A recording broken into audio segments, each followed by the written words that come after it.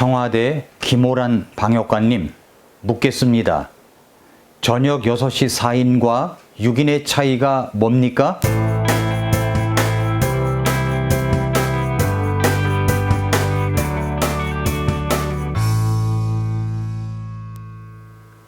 미라클 모닝의 애청자 여러분 안녕하십니까? 제목 보고 놀란 분들도 있을 것 같습니다. 제가 김호란 방역관님에게 묻는 것이 아니라 신문기사 제목을 읽어드린 것입니다. 모 일간지에 보면은 미래를 이끌어갈 2030 세대가 권력을 쥐고 있는 586 세대를 비롯해 지금 이 사회를 이끌어가는 기성세대를 향해서 도발적으로 문제 제기를 하는 저격 칼럼란이 있습니다. 저격은 9세대가 생물학적 나이를 내세워 2030의 간판만 소비하는 뻔한 글쓰기가 아니라 대신 2030 눈높이에 맞지 않는 비상식적 정책 또는 구태, 구습을 옹호하는 9세대 기득권층을 정면으로 저격하며 주도적으로 목소리를 내는 칼럼입니다. 이의는 목소리이며 기성세대들이 기득권 세력들이 꼭 귀담아 두어야 할 내용이 많습니다. 그 중에서 이런 기사가 있었습니다. 제목이 이렇습니다. 김호란 방역기획관님, 저녁 6시 4인과 6인의 차이가 뭡니까? 청와대는 방역기획관이 있습니다. 신설된 부서입니다. 의사 출신인 김호란이라는 분이 방역기획관입니다. 그런데 이분이 거리간격 인원수를 기획을 했는지 이해가 안 되는 부분들이 참 많습니다. 기성세대뿐 아니라 2030 세대들도 마찬가지입니다. 기사 내용을 좀 볼까요? 얼마 전 가수 성시경 씨가 구설수에 올랐습니다. 본인이 운영하는 유튜브 채널에서 코로나19 백신에 대한 불안을 갖는 시민들을 악마화하지 말 것을 주문했다가 난타를 당했습니다. 이 기사는 이렇게 말합니다. 그의 발언은 잘못됐다는 거죠. 약학을 전공한 입장에서 볼 때 이 기사를 쓴 분이 약학을 전공한 분인데 그가 유튜브에서 불안의 근거로 얘기한 것들이 그리 신빙성이 없다는 걸 알고 있다는 겁니다. 약학을 배운 이분은 의학을 전공하고 교수로 일하다가 전문성을 인정받아 없던 자리까지 만들어가며 청와대로 자리를 옮긴 김호란 방역기획관님은 자기보다 더 잘 알고 있을 텐데 그럼에도 성시경 씨 같은 분들이 불안을 갖는 이유를 어느 정도는 알 것 같다는 겁니다. 왜냐하면 아무도 제대로 설명을 해주지 않고 있기 때문이라는 거죠. 이런 기사 내용을 지금 방역정책이 얼마나 잘못되었는지를 하나하나 이야기합니다. 거리두기 새 개편안을 보십시오. 이해가 되지 않는 부분이 많다는 것입니다. 거리두기 새 개편안 가운데 오후 6시 이후에 백신 접종자를 포함해서 4명이 모이는 곳과 6명이 모이는 곳, 어떤 차이가 있는 것입니까? 이 질문에 대한 답을 찾아보기 위하여 개편을 한 근거가 무엇인지를 이제 찾아보았답니다. 이 칼럼을 쓰신 분이 질병관리청과 보건복지부 홈페이지에 들어가서 보도 자료를 모두 찾아보았는데 어디에도 이와 같은 관련 자료, 근거 자료는 하나도 나오지 않았다는 겁니다. 근거 자료도 없는데 방역 지침을 새롭게 냈습니다. 근거가 무엇인가가 안 나옵니다. 그래서 국민의힘 윤주경 의원이 국무조정실에 비슷한 자료를 요구했는데 국무조정실에서는 감염자나 확진자 데이터를 시간대별로 관리하고 있지 않아 근거를 알 수 없다는 답변을 내놨다고 합니다. 자, 그렇다면 생각해 보십시오. 오후 6시 이후에 사적 모임 인원 제한이나 영업 종료 시각을 정할 때 무엇을 근거로 삼아 결정을 내렸단 말입니까? 또 결혼식장에서 홀별 입장 가능 인원은 식사를 제공할 때는 49명, 식사를 제공하지 않으면 90명이라고 합니다. 이것의 근거는 무엇입니까? 밥을 먹으면 더 확산이 되는 겁니까? 밥을 안 먹으면 확산이 안 되고요. 근거 자료를 찾을 수가 없다는 것입니다. 그러니까 생각나는 대로 했다는 말 아닙니까? 근거 없는 방역수칙을 만들었다는 말밖에 되지 않습니다. 작년 광화문지부 때는 통신사를 통해서 광화문에 있던 사람들을 다 찾아내 코로나 검사를 받으라고 할 때가 있었죠. 그러면서 노영민 비서실장은 이들을 두고서 살인자라고 소리치기도 했습니다. 그런데 민노총의 불법 집회에는 똑같이 적용하지 않아서 정치 방역이라는 소리가 이곳저곳에서 터져 나왔지 않습니까? 어떤 근거를 갖고 방역 정책을 짰느냐는 말입니다. 이번 추석 때 고향을 내려가는데 KTX나 SRT는 창가 자리만 표를 발매한다고 합니다. 제가 부산을 다녀와 봐서 아는데 빈자리가 없이 빽빽히 열차가 운행되고 있었습니다. 그런데 추석 때는 그렇게 하는 이유가 무엇 때문일까요? 근거 자료가 있나요? 그러면 창가 자리만 않는다고 하는데 비행기도 그렇게 하고 있나요? 부산을 오가고 제주도를 오가는 비행기 안도 그렇게 하고 있습니까? 아닌 것 같은데요. 단순히 고향을 못 가게 하려고 하는 정책 때문인가요? 근거가 무엇입니까? 가족들을 만나서 정치인들 욕할까 봐 그러는 건가요? 식당도 그렇습니다. 4인이면 괜찮고 그 이상이면 안 된다고요. 식당을 가보십시오.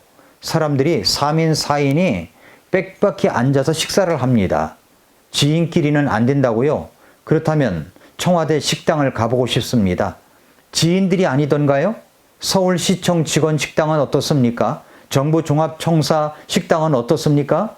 지인들이 아니던가요? 그런데도 앉아서 식사를 합니다. 그 식당과 일반 식당의 차이점은 무엇입니까? 아는 사람 10명이 가도 앉는 자리가 4인이라 나누어서 앉습니다. 그렇게 식사를 하면 되는 것이 아니겠습니까? 모르는 사람은 4인석 옆자리에도 전염이 안 되고 아는 사람은 전염이 되는 것은 아니지 않습니까? 우리나라 문 대통령께서 지난 9월 6일에 청와대 수석 보좌관 회의에서 이런 이야기를 했습니다. 코로나 상황이 진정돼 나가면 방역과 일상을 조화시킬 수 있는 새로운 방역 체계로 점진적 전환을 모색할 수 있을 것이라고 했습니다. 그래서 10월 초 위드 코로나 전환 주장이 급부상하고 있습니다. 저희 교회 성도님들은, 특별히 새벽기도 팀들은 벌써부터 위드 코로나 전환을 위해서 간절히 기도하고 있습니다. 그랬더니 9월 8일자 신문에는 정은경 질병관리청 청장이 10월 말이면 위드 코로나가 가능하다고 했습니다. 정은경 청장이 이야기하면 꼭 그렇게 되는 것 같지 않습니까? 지난번에는 2,000명대로 갈 것이라고 했을 때 진짜 그렇게 갔지 않았습니까? 위드 코로나 이야기가 솔솔 나오고 있습니다. 코로나는 일종의 감기입니다. 전문의들이 이야기하는 겁니다. 독감이 유행일 때는 학교에서도 직장에서도 전염되는 사례가 있었습니다. 그래서 병원마다 가보면 감기 환자로 가득 차기도 했었죠. 그렇게 며칠 앓다가 낫고 다시 일상생활에 복귀합니다. 그것이 바로 감기입니다. 독감입니다. 코로나도 일종의 감기입니다. 독감으로 어떤 사람은 죽기도 합니다. 독감으로 어떤 사람은 길게는 2주나 앓다가 낫기도 했었습니다. 어떤 사람은 가볍게 넘어갑니다. 코로나도 그저 감기라고 하는 말을 얼마나 많은 전문가들이 이야기하고 있습니까? 말도 안 되는 방역을 하고 있다고 말입니다. 그렇게 감기로 인정하고 위드 코로나 감기로 전환하여 어서 속히 일상생활로 돌아갈 수 있도록 해 주시기를 바랍니다. 그런데 위드 코로나로 전환한다면 제발 당국자들에게 제가 부탁드리는 것은 교회 집회를 제한하지 마시기 바랍니다. 그동안 너무나 교회를 볼모로 집회를 예배를 제한시켜 왔습니다. 형평성에 맞지도 않는 방역 정책을 하면서 교회를 타깃으로 너무나 많은 통제를 했습니다. 일부 목사님들 가운데에는 나라의 방역 정책에 협조해야 한다면서 누가 협조를 안 하겠습니까? 누가 협조를 안 했습니까마는 대형교회 목사가 무슨 한국교회 대표에 되는 것이냐 그렇게 해버리니까 중소형 교회, 개척교회 목사님들은 그야말로 교회를 세워가는데 큰 고통에 시달리고 있습니다. 그래서 문을 닫은 교회들이 18,000개가 넘는다고 하니까 이거 보통 일이 아닙니다. 어떤 목사님들은 생활고에 시달리면서 배달일까지 하고 있습니다. 정말 고통이 이만저만이 아닙니다. 위드 코로나로 전환되는 것 대환영입니다. 그렇다면 교회 집회 제한도 풀어야 마땅합니다. 식당에서는 줄을 지어 밥을 먹는데 교회 식당은 안 된다고 하는 것은 말도 안 되는 이야기입니다. 공연장은 수천 명이 모여도 되고 교회당은 안 된다고 하는 것은 형평성에 맞지 않는 이야기입니다. 방송국에서는 제한 없이 마스크를 벗고 방송을 하는데 교회에서는 설교자들에게 마스크를 쓰라고 하는 것은 형평성에 어긋나는 이야기입니다. 우리나라는 이제 위드 코로나로 가야 합니다. 그래서 어서 속히 소상공인들이 이런 고통에서 벗어나야 됩니다. 아울러 교회 집회 제한도 풀어야 합니다. 교회 식당 제한도 풀어야 합니다. 저는 특혜를 달라고 하는 것이 아닙니다. 형평성에 맞는 정책을, 모두가 이해될 수 있는 정책을 펴라고 말하는 것입니다.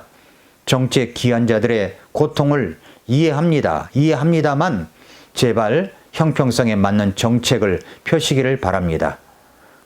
코로나는 감기입니다. 감기로 인식하고 정책 기한을 한다면 새로운 아이디어들이 나올 것이라고 생각합니다. 제발 어려운 소상공인들이 고통에서 벗어나는 시간이 빨리 왔으면 좋겠습니다.